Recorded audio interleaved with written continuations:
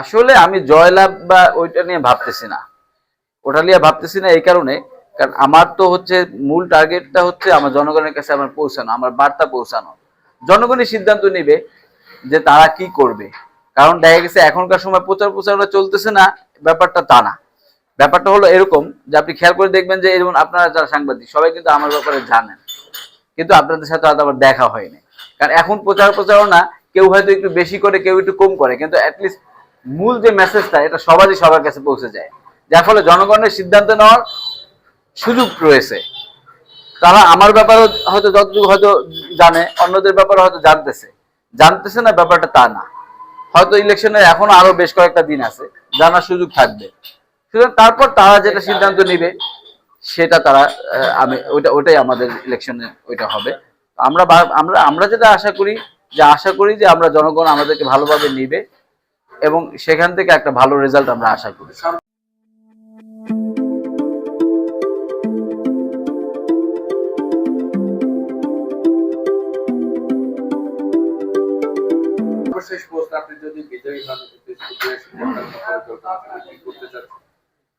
আপনি দেখবেন যে আমার লিফলেটে আমি 10 দফা অঙ্গীকার করেছি।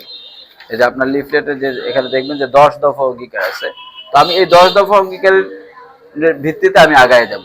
যেমন ফার্স্ট কথা হলো, আমি কিন্তু একটা ব্যবসায়ী সংগঠনের সাথে কাজ করেছি। Dhaka chamber of commerce and industry আমি গবেষণা বিভাগে ছিলাম। তারপর আমি লেদার গুডস অ্যাসোসিয়েশনের যে যে সবচেয়ে নামকরা অ্যাসোসিয়েশন, সেখানেও আমি হেড অফিসার হিসেবে কাজ করেছি। তার মানে ব্যবসায়ী সংগঠনে গবেষক হিসাবে কাজ করার আমার একটা অভিজ্ঞতা আছে, যার ফলে আমি ব্যবসায়ীদের বাংলাদেশের সমস্যা কি কি সেগুলো আমার মোটা দাগে জানা আছে। যার ফলে আমার চেষ্টা থাকবে আমি একটা ব্যবসা বান্ধব পরিবেশ সবার আগে তৈরি করব। কারণ আমি যদি একটা ব্যবসা বান্ধব পরিবেশ যদি তৈরি করা যায়, তাহলে এখানে অনেক নতুন নতুন উদ্যোক্তার সৃষ্টি হবে।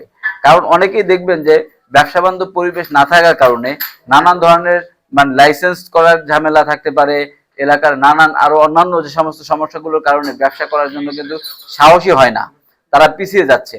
তো যার ফলে আমি মনে করি যদি আমরা এটা করতে পারি, একটা ব্যবসা বান্ধব পরিবেশ তৈরি করতে পারি, তাহলে যেরকম ব্যবসার মাধ্যমে দেখবেন কর্মসংস্থানেরও রাস্তা তৈরি হয়। কারণ একজন উদ্যোক্তা হলে সে আরো 10টা লোককে কাজ দিতে পারে। এটা একটা। ধন্যবাদ আপনাকে, আপনাকে মূল্যবান সময় নষ্ট করলাম। জি।